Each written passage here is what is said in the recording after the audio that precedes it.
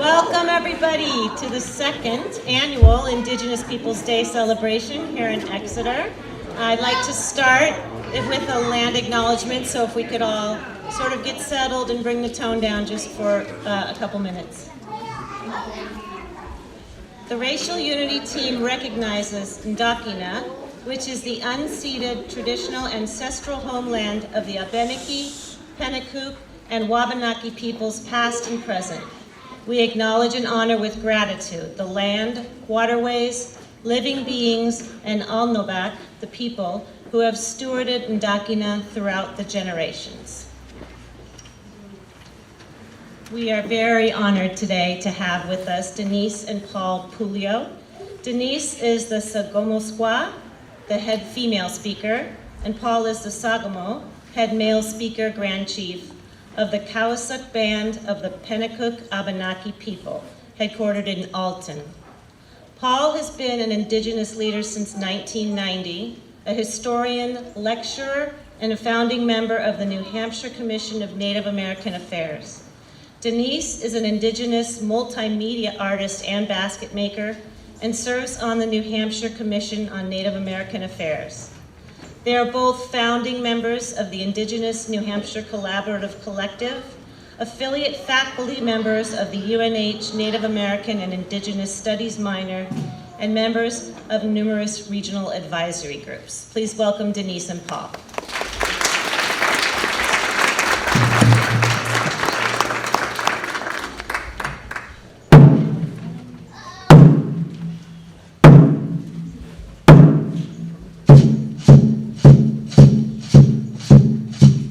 The Nakina, away, away. Holy, go on, gone. Away. All you need, Casino West. All you need.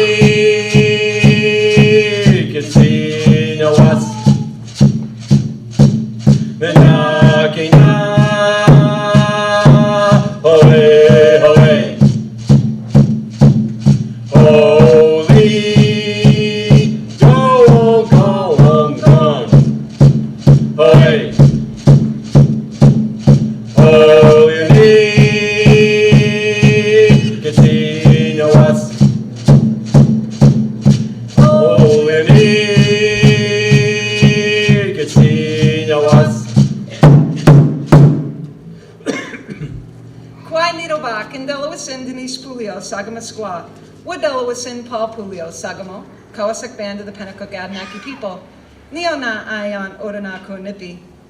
Hello friends, my name is Denise Puleo, I'm the head female speaker, and this is Paul Puleo, head male speaker and Grand Chief of the Kawasuk Band of the Pennacook Abenaki people.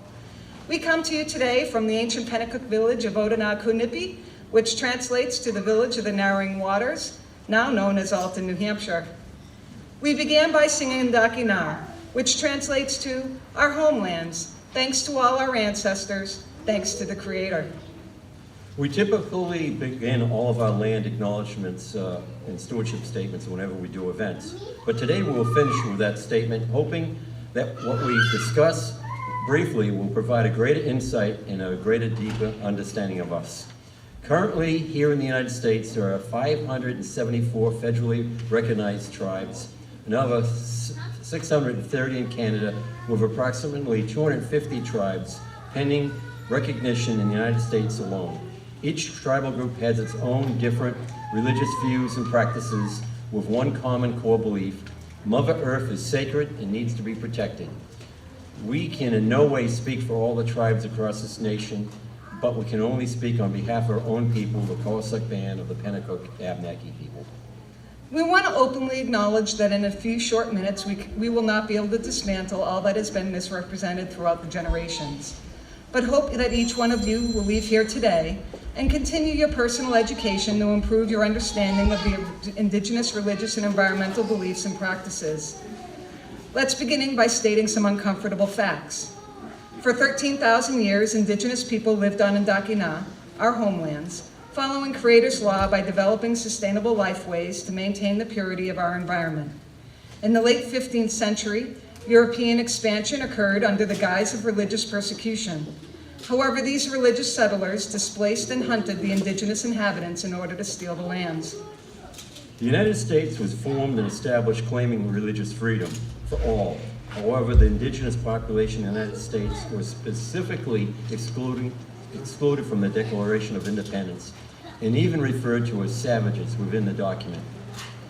In 1823, in the Johnson versus McIntosh case, the United States Supreme Court ruled that the Roman Catholic papal bulls would become the law of the land in an attempt to justify ongoing indigenous land theft and suppression, destruction of indigenous peoples, families, and communities.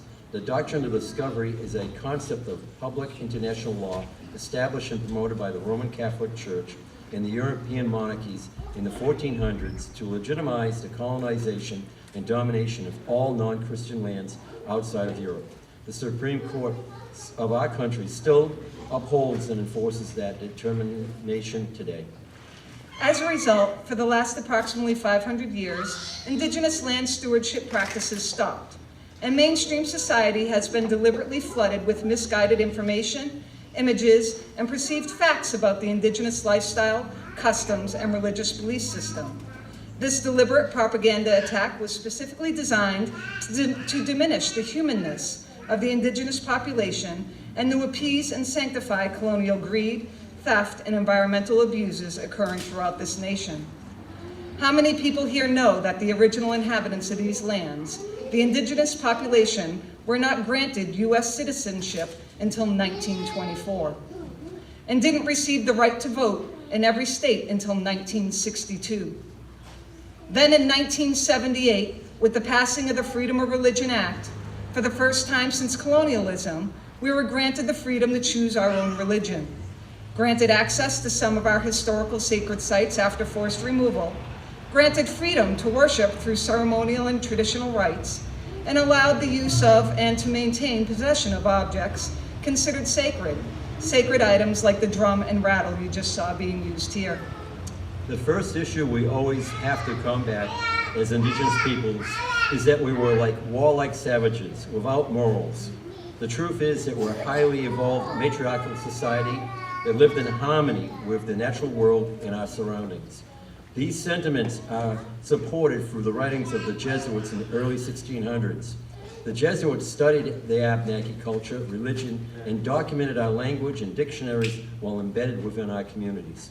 During that time, it was reported to the Vatican, and I quote, "While we may properly regard this as too great a praise, we must admit that they possessed a nobility of character remarkable in a savage people." You hear that, savage people? Another quote, "Their sentiments and principles of justice had no parallel among other tribes, and that they were never known to have been treacherous or wanting in honor or conscience in fulfilling their word given either in public or in private treaty." The next biggest misconception is that we tend to hear that we prayed to everything and anything, so we had multiple gods everywhere. I'm sorry to disappoint everybody, but we, the Abenaki, have always been a monotheistic tribe. We believe in a single creator that is not a male nor female. We cannot designate a gender to what we do not know or understand. That is why we call the creator Gisinawasqua, which means the great mystery of life. Do we pray for the earth and all our surroundings? Absolutely. Indigenous culture and religious practices are intrinsically entwined with our environment and our physical place of being, and therefore it cannot be separated.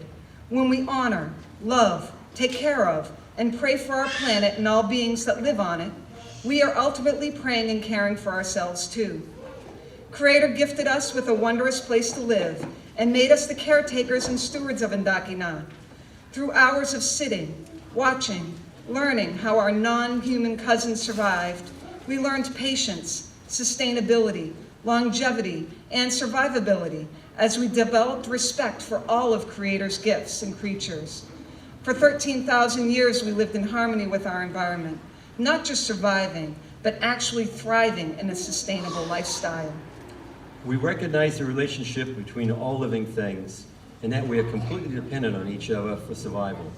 which is why you hear us talk about how all things are related.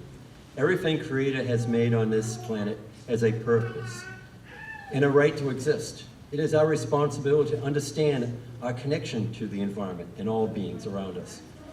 We are not expected to completely understand the purpose of absolutely everything, but that is why we have faith in Creator, because only Creator has the ability to know everything. However, that is why we have to be so careful with this planet and each other. It is imperative we learn how everything on this planet is designed to be interdependent. We need to understand that when we alter our environment, whether it is from harvesting what we need to eat or the materials needed for the construction of new buildings, those acts change the future of the plants, animals, and all other things that we share the earth we live on.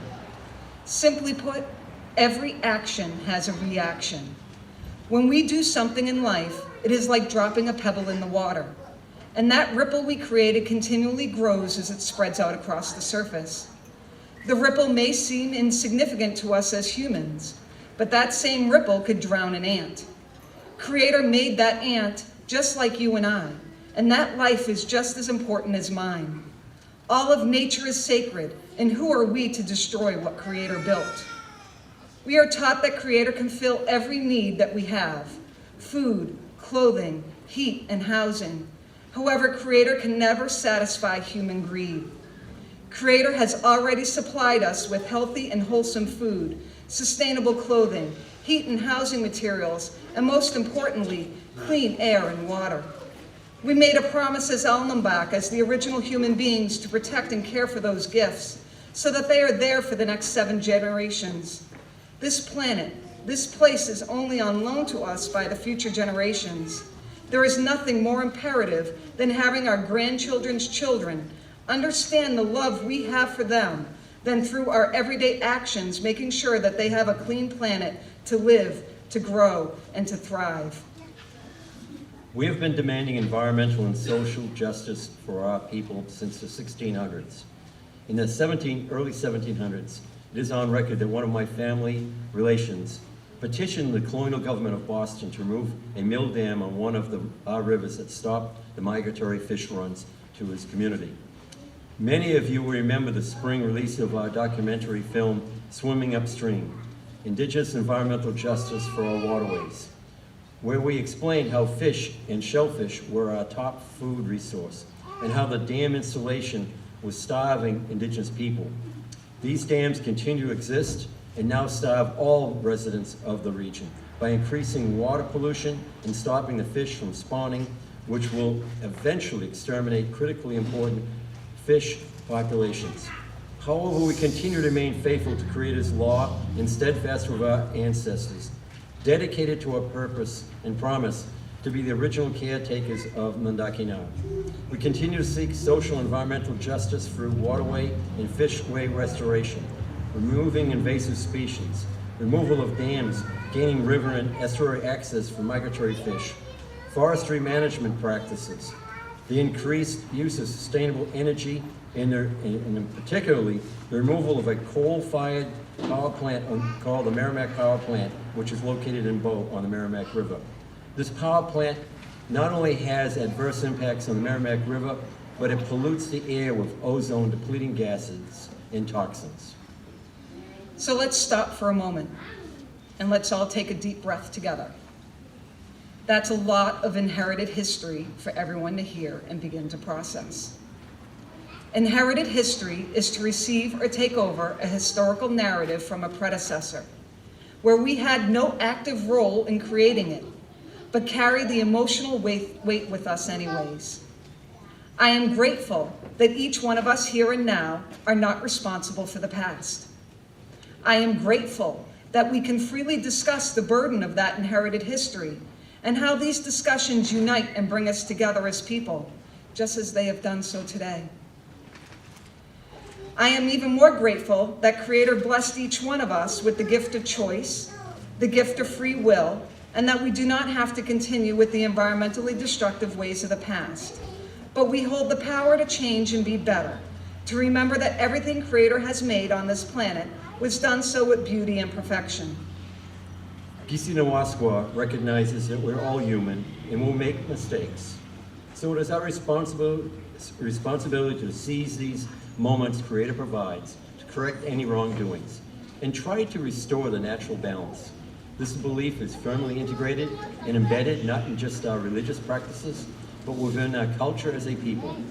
Creator is forgiving and is giving us an opportunity to remember our original promise to be the caretakers of Lundakina and to repair and make amends where we can as quickly as possible. You cannot honor Creator if you are manipulating, destroying, and polluting Creator's greatest gifts, our environment, and each other. We must learn from these experiences so that each of us can make better decisions in the future and not repeat the errors of the past.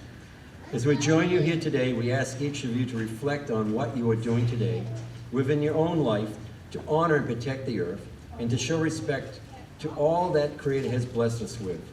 What message will you be leaving for your next 7 generations? Will it be a world of clean land, clean air, and clean water? Or will it be chemically driven, toxic, and destructive, slowly leading us to our own extinction? What will your message will you send, and what will you be in your legacy? As we close, we ask you to join us in loving and protecting Mother Earth and all that Creator has loaned to us, and close with a land acknowledgement and stewardship statement. As we all journey through life, we wish to acknowledge the spiritual and physical connection the Pennacook, Abenaki, and Wabanaki peoples have maintained to Wendakina, our homelands, and the Aki, land, Awan, air, Nibi, water, Olakwikak, flora, and Awaasak, fauna.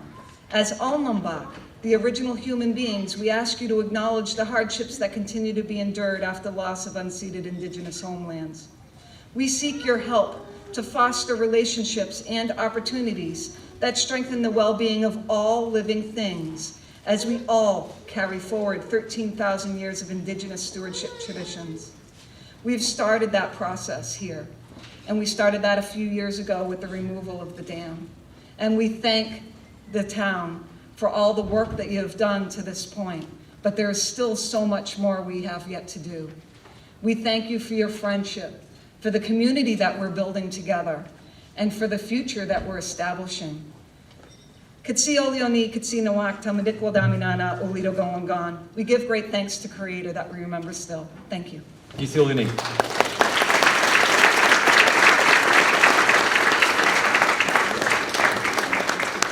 Thank you, Denise and Paul. The Puleos have a lot of stuff going on in the corner back there, some artifacts and furs and some bark etching, so after the program, be sure to go back and visit them. And right now I'd like to introduce Kathleen Blake from Dover, New Hampshire. She's of Native American tribal heritage in the Wendat, Algonquin, and Micmac First Nations. She is devoted to supporting our Indigenous citizens with her voluntary service in several organizations.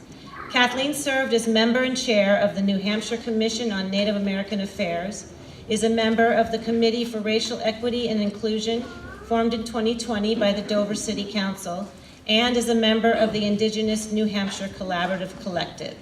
She is a retired environmental and biological sciences teacher and school administrator, and is currently affiliate faculty, Native American and Indigenous Studies minor at the University of New Hampshire.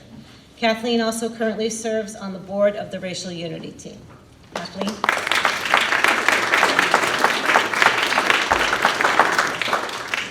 Thank you very much. Brothers and sisters, I invite you to consider this land in Dakina upon which we live. My question to you is, why have we become so detached from this earth that God has created? How can this alienation be remedied, and why should we even care? People have misinterpreted the spirituality of our Indigenous peoples. We don't worship the sun or the moon. We worship the Creator. But beyond that, we have a deep and profound respect and love for this creation. We understand that we live in close relationship with this earth and all living things. It is central to our understanding of life and is deeply sacred to us. We are a part of this land, and this land has been a part of us for over 12,800 years. We live in a world where many people never go outside, although here we are outside, unless it's absolutely necessary. They might look out the window to see a sunrise or a sunset. Maybe once a year they go to the beach and they carefully place their blanket among the thousands of other blankets at the same beach. All of their food comes from the grocery store or restaurants. They don't grow anything of their own, nor do they gather any plants. They drive to the office, drive home, and perhaps go shopping or out to eat inside, always inside. We live in a world filled with people who are terrified of nature. They are petrified of bees, of spiders, of snakes. They don't like to get their hands dirty, as though the good earth is filled with germs just waiting to hop on board and make them sick. They are afraid to walk in the woods. So much fear can be found because most of us just don't understand much of anything about what we should really be afraid of. And most of the time, nature is not something that should inspire fear. Most people are on the world, not in it, have no conscious sympathy or relationship to anything about them, undiffused, separate, and rigidly alone, like marbles of polished stone, touching but separate, said John Muir. Let me ask you to think about a couple of questions. When was the last time, if ever, you went outside and you listened and you heard nothing but the sound of nature? No cars, no voices, just the sound of the birds and the wind in the trees. When you find a place like that, you can feel your breathing slow down, your shoulders drop, and your stress float away. Nature soothes our soul, if only we will let it. I urge you to take the time to find places like that. It is our gift from a loving Creator. When was the last time, if ever, you saw the night sky in all of its glory, with the stars shining so bright that you could almost read by the starlight, and with the Milky Way flung across the sky by the loving hand of our Creator? It will take your breath away. Find that place. Did you know that gardening or placing your skin against the earth is actually good for you? Touching the earth increases your levels of serotonin, acting as a natural antidepressant, and it boosts your immune system and decreases stress, pain, and inflammation. There is even a name for that now. They call it earthing. In the past, this was a part of all of our lives, no matter where your family originates, because we were in tune with nature. For too many people, this never happens, ever. Everything around us is connected, everything. We breathe in the oxygen that has been produced by these plants as they undergo photosynthesis. Plants take in the carbon dioxide that we exhaled. We need the plants, and the plants need us. We live in harmony with one another. The water that we drink may have evaporated from the ocean, from that river out back, or may have come from the plants as they give off water during transpiration. Every atom that is in your body and mine was present at the time of the so-called Big Bang that created the universe. Every atom on this planet and all planets and on all stars. As Carl Sagan said, the cosmos is within us. We are made of star stuff. Everything is connected, everything. Isn't it incredible, the remarkable complexity and mutual dependency of this earth? We see so little of it and understand even less. Yet it has been laid at our feet by a loving Creator. Somehow, we have forgotten the simple fact that this planet Indeed, all of this universe is sacred, and therein lies the problem and the solution. What do we do with things that are sacred, and what should we do? Is it acceptable to carelessly destroy this very planet that we call home? Can we endlessly and selfishly take until there is nothing left but a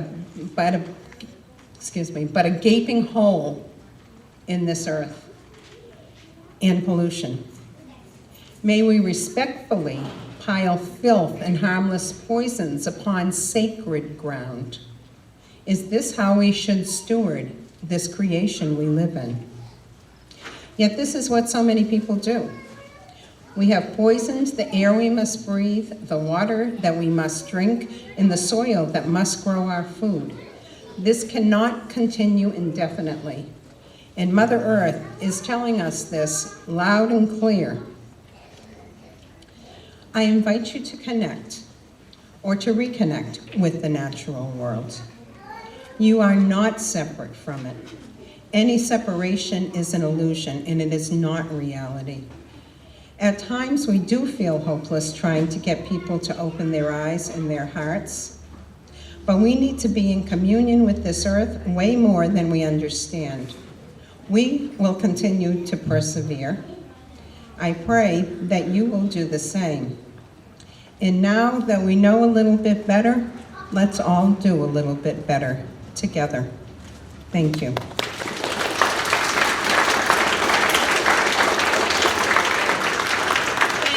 Kathleen, I just want to commend all the kids who are here and being such good listeners. We do have a little surprise for you coming up. I'm going to introduce our last speaker, Andres Mejia. He is the Director of Diversity, Equity, Inclusion, and Justice at the New Hampshire School Administration Unit, SAU 16. Andres began his new role as Director of DEIJ with SAU in August of 2021. Thank you.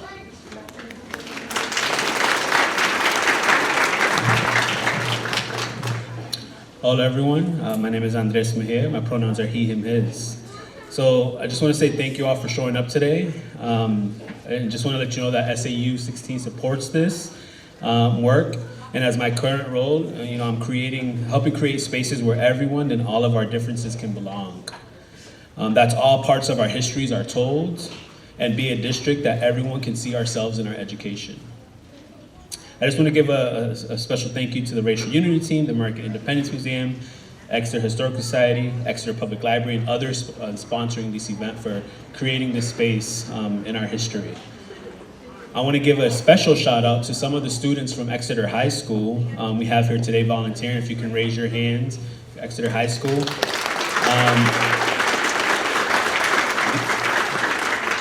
These students serve on the DEIJ Student Committee, promoting diversity, equity, and social justice in the schools, and helping the high school become an environment where everyone feels like they belong no matter their differences. We are doing this work in the schools, spaces in the elementary schools, working on classroom curriculum to show all sides of our history. We have our libraries making sure we have representation in books that represent Indigenous folks, written and illustrated by Indigenous folks. We are talking about holidays when it comes to Thanksgiving and making sure that we are sharing the full stories of Thanksgiving and making sure that we recognize and validate what Thanksgiving means to all people in our community. Racial Unity Team has helped in some of these spaces and some of our schools bringing these truths to some of the communities. So I just want to thank everyone. Again, enjoy your time and feel free to reach out with any questions and especially ideas that we can bring into our spaces. Everyone's part of this community, so you can reach out to me if you want to, do anything in the schools. So thank you. Take care.